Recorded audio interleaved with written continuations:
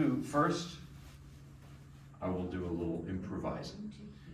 With your help, if you can give me some notes. A through G, you can sharp them or flat them. So A, B, C, D, E, F, G. No H, sorry, in Germany they do. They have it in German music. So any notes to start, please, one note. C. E, very good. Okay, I need another one. It's like an auction. Okay, I need another one. C. And you can give me sharps and flats too, those are good. A couple more. A. Okay, how about a sharp or a flat? Or not, whatever you want. Another one? Your choice. B flat. Ooh, I like that B flat. It gives it. Okay, maybe that's it. That's sort of a little melody there.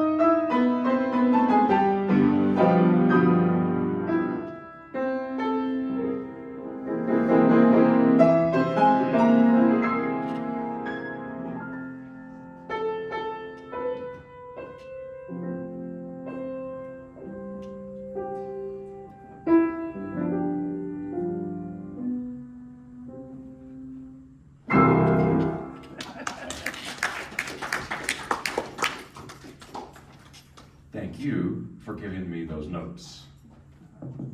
There we go. All right, next, I would like to play, again, something, you've heard these pieces from me. One of my teachers told me that the music you start to play something better when you get sick of it, unfortunately.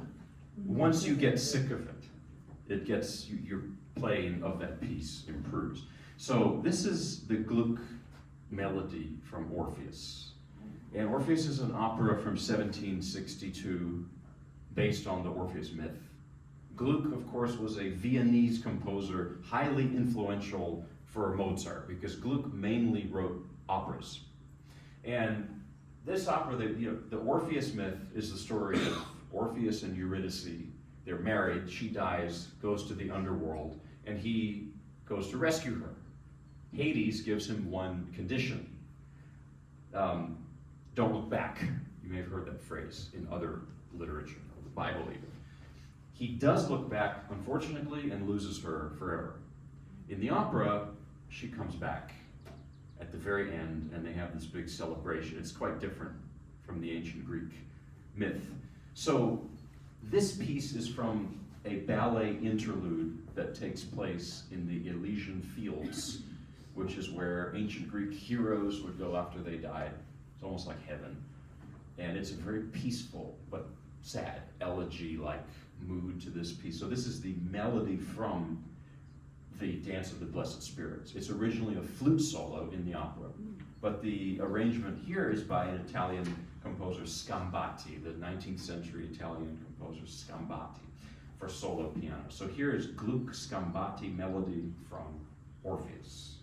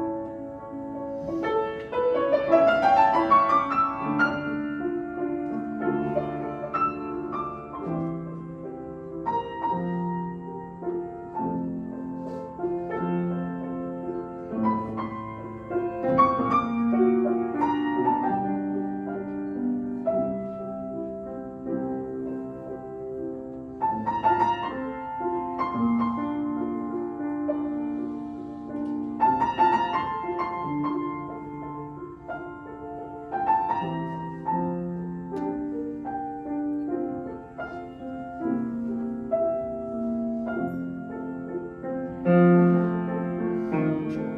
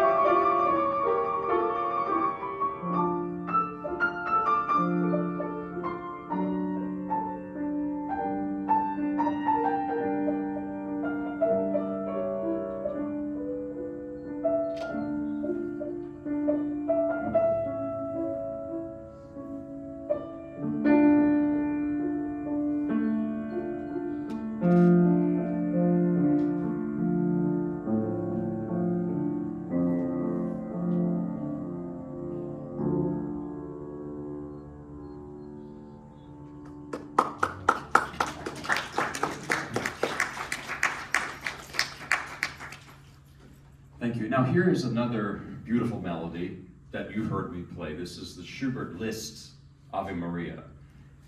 And I play Liszt's solo piano version because, I just can't sing. I wish I could sing. My singer friends tell me, anybody can sing. And I tell them, okay, so listen to me sing. And they say, after they hear it, they say, well, I guess not everybody can sing. You know what, I'm just gonna move this if you don't mind. You don't have to move anything. You can leave your bag there because it just sits like, oh, you can keep your bag there. No? Okay. Well, Yeah, want me to, I it will. all fits perfectly. So I'm not much of a, Fellini, so I can't film very well. But at any rate, this is the Schubert Liszt Ave Maria.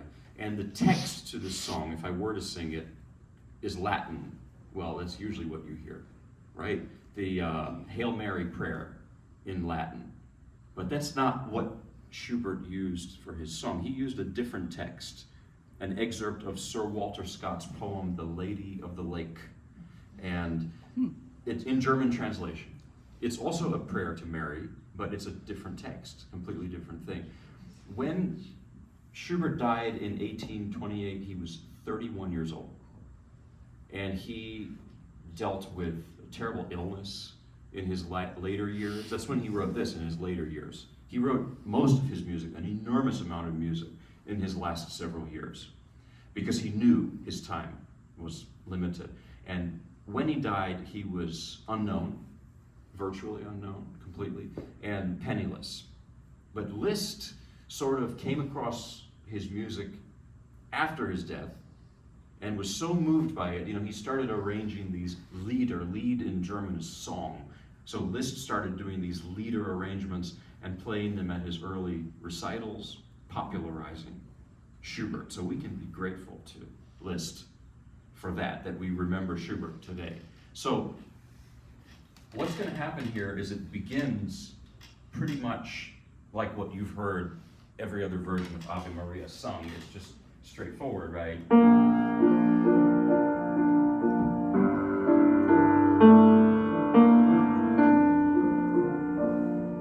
But there's a problem with removing the words and just having it on the piano. The words create variety. Without the words, you might not have so much variety. So Liszt does, he challenges that by adding notes and doing certain flourishes like this. Or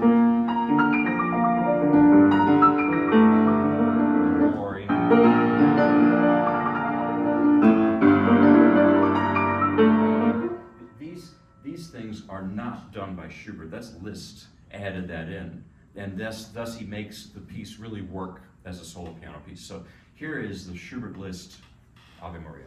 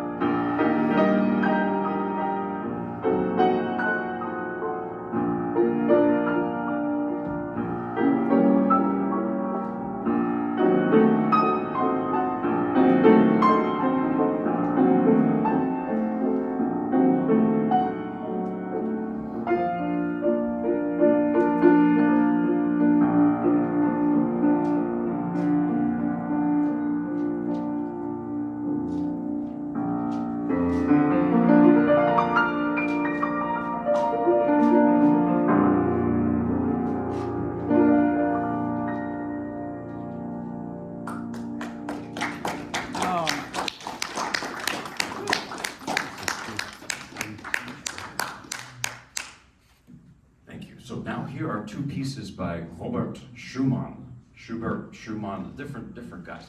So the first one is a Paganini study, and I'll talk about Paganini then. Niccolo Paganini was born in Genova in the late 18th century. So like Beethoven, he had like one foot in the 1700s, one in the 1800s. And he was a real wild man. I mean, he was just like a crazy person. He was an amazing musician, and he played with this wildness that was in the world of Versailles and powdered wigs. It was a big shock. So a lot of people thought he was possessed by the devil. That was a commonly held belief by some. But the Romantics, who were younger, you know, Schumann, Liszt, and others, they heard Paganini and they were so impressed. They wanted to be like him. They wanted to copy him. And this is what happened with Schumann. He heard Paganini in the 1830s and sought to emulate him by doing the arrangements like this. I'll tell you about Schumann a bit. The big defining thing for him, I would say, was the fact that he had bipolar disorder. And in those days, they didn't really have treatments or much understanding of what that was.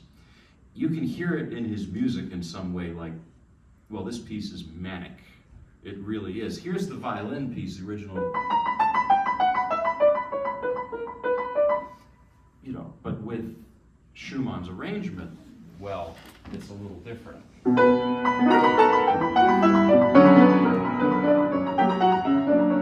It even has, the music has like these nervous twitches to it, you know? Scriabin has the same thing.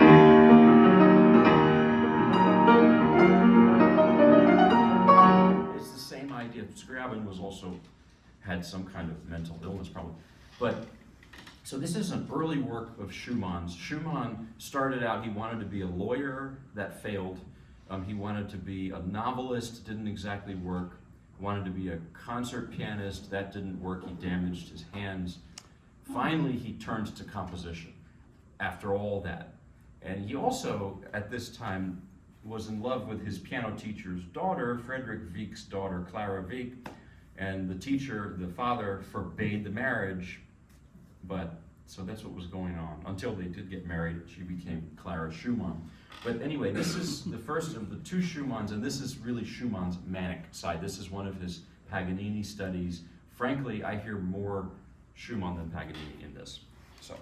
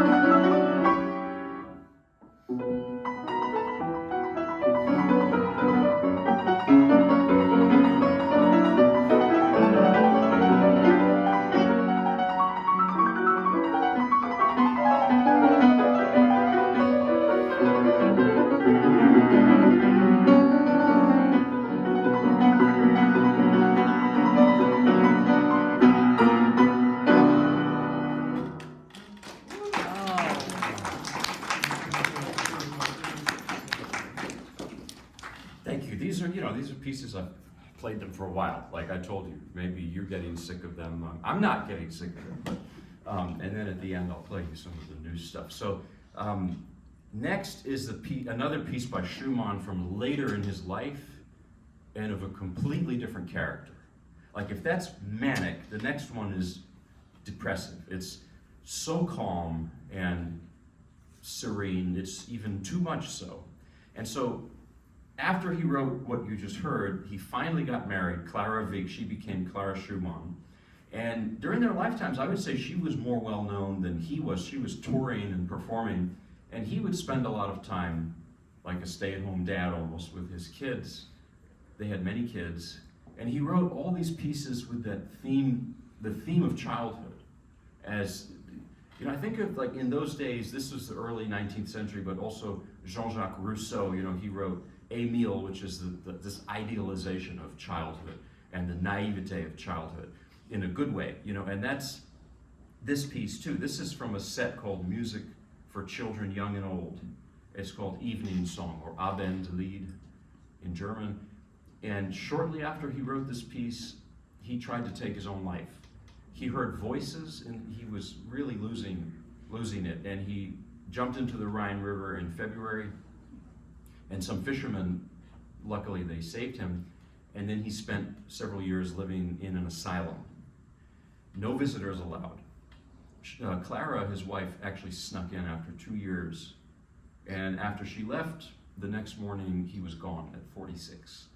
And this is music from around that time, and you might expect it to be more disturbing or disturbed sounding, and it's not. It's the opposite. And sometimes being calm, it's good to be calm, right? But sometimes you can be too calm, and I think this piece is that.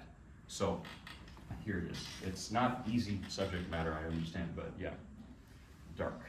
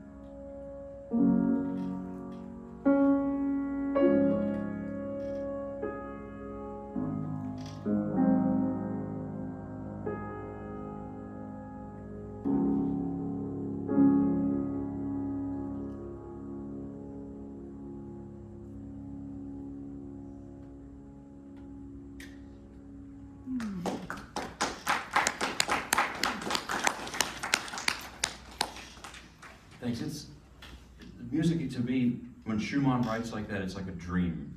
Like you can't really play it, you have to just sort of dream it. And that also, I feel like he's saying goodbye, maybe, in that. So next I'm going to play these variations. You've heard me play this before. This is the Brahms Paganini Variations, Book 2. Brahms walked into the Schumanns' lives around the time that Robert Schumann wrote this. So in other words, this young guy Brahms just knocked on their door. And Clara opened the door and said, yes, who are you? You know, door-to-door salesman or something. And he said, yeah, I'm Johannes Brahms and I'm looking for some advice. Can I come in? He started to play for her. And then Robert, he was out of the house. I know he was in Walmart or something. Well, they didn't have Walmart in Dusseldorf in 1850, whatever. But the equivalent of Walmart. And Robert Schumann comes home, listens to him, and he says, this guy's a genius. Like, he can just live with us. So they adopted him like their own kid. And so Brahms lived with the Schumanns and absorbed a lot of their world. And that was around the time that Schumann was really losing, he ended up in the asylum. And part of the reason Brahms stuck around so much is he was actually helping out Clara. He was helping with the kids, with the Schumann children. And then when Robert Schumann died, Brahms and Clara, who was 15 or so years older than him, they went on this long trip to Switzerland for some, processing, to process what had happened, I think, grieving. But the neighbors in Dusseldorf started to gossip, and they said, this is weird. What is this young man and this older lady? They must be, dating. There must be something going on here.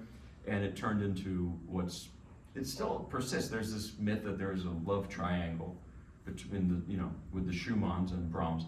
What I've read from historians is there's no evidence that they were platonic friends. They respected each other. Brahms relied on Clara for musical advice. Actually, she hated this piece and called them wretched witches' variations, but Brahms apparently didn't listen to her in this case.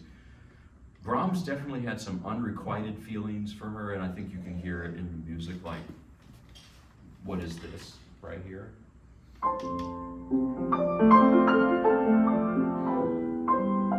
mean, for a 29-year-old to write, it's kind of like strange.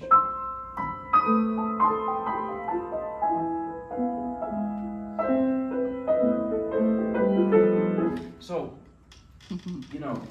historians say there's no evidence. I'm not trying to be People magazine, but it's an important thing in music history, the relationship between Clara Schumann and Brahms.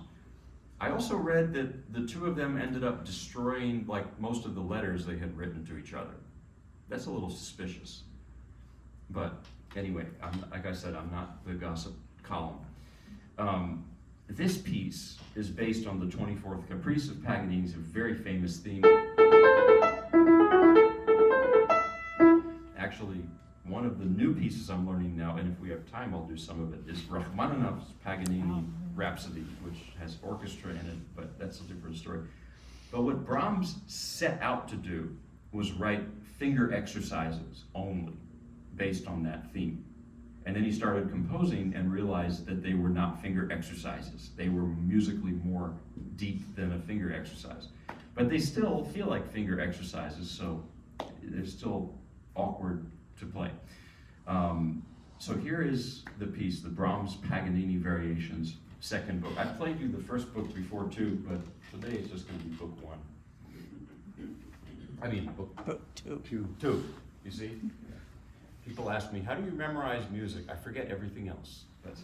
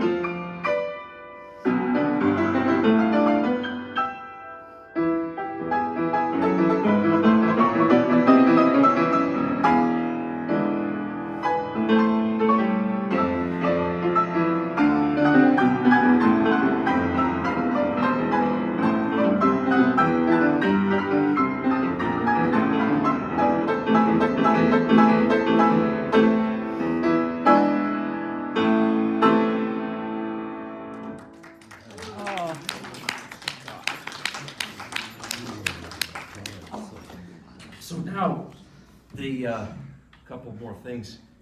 I think I'm getting it under an hour is good, because they were really, the folks over there were like, you know, if you don't do it, it's gonna be consequences. So this is from Rachmaninoff's Paganini Rhapsody, based on the same theme, but in the 18th variation, he flips it upside down to this melody. Oops, that's not me, that's the piano. And that's a famous melody, and this is 1935 when he wrote this. Almost 20 years after he left Russia for good, when the revolution happened. And I think he's going back to his older style. The style that he wrote in when he was a young man.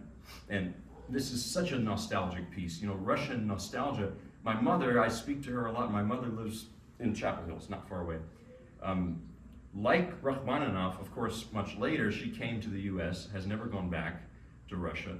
And although she loves it here, you know, she's always cooking Russian food, talking about Russian literature. It's one of Rachmaninoff's homes, I think his home in Beverly Hills, California, he had it designed to be an exact replica of one of his homes in Russia.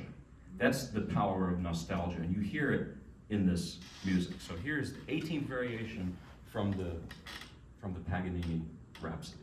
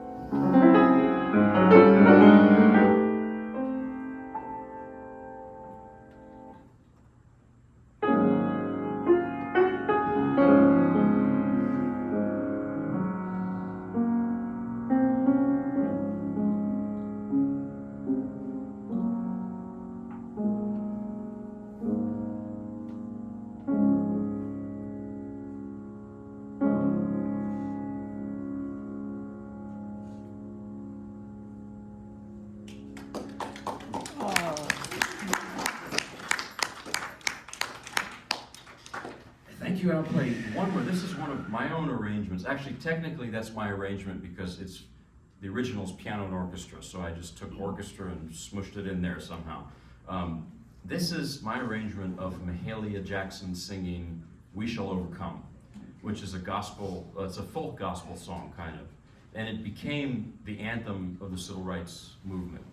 The way she sang it changed. I mean, when she was younger in the 40s and 50s, really before the civil rights movement, she sang it more upbeat, like this, you know, like we shall, you know,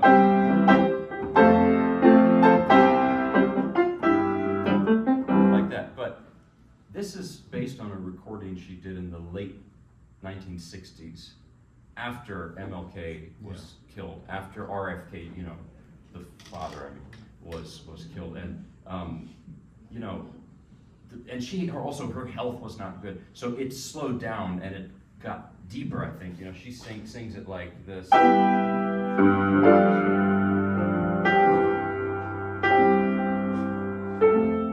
like that, you know.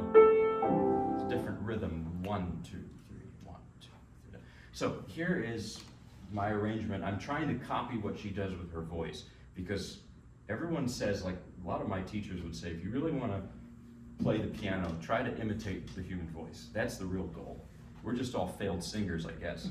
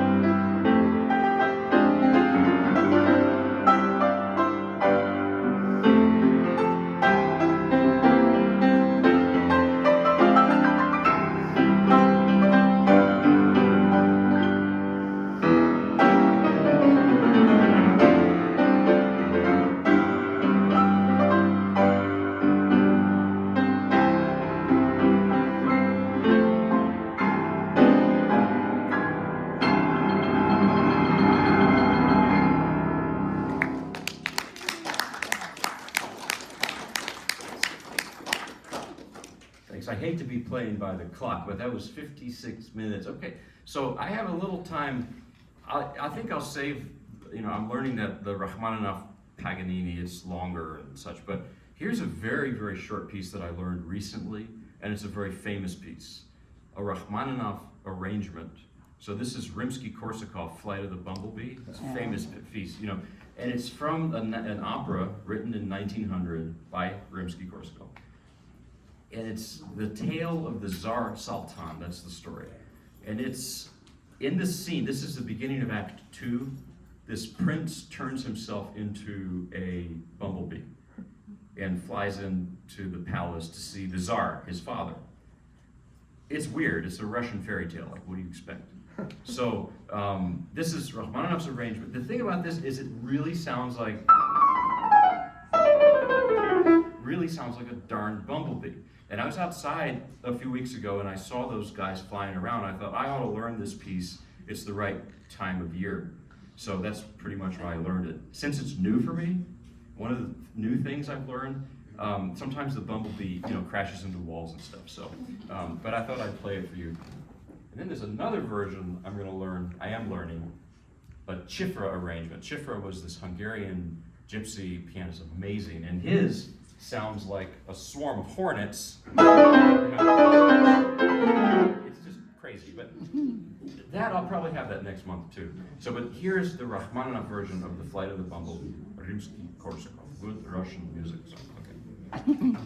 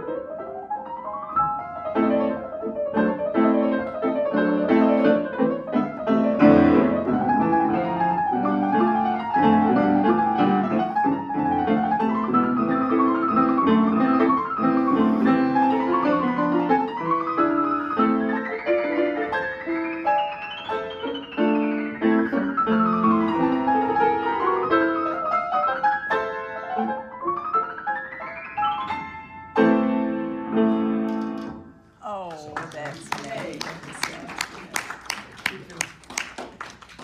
Maybe let's call it a day there. I don't want to make anyone late to dinner. So thank you for having me. Oh, I'll see you great. later. Enjoy the pollen, I guess. I don't know what to say. Thank you very much. And the bumblebees. Thanks. Thank you very much. Thank you. It was wonderful. Coming, yeah, don't be late to dinner. Yeah.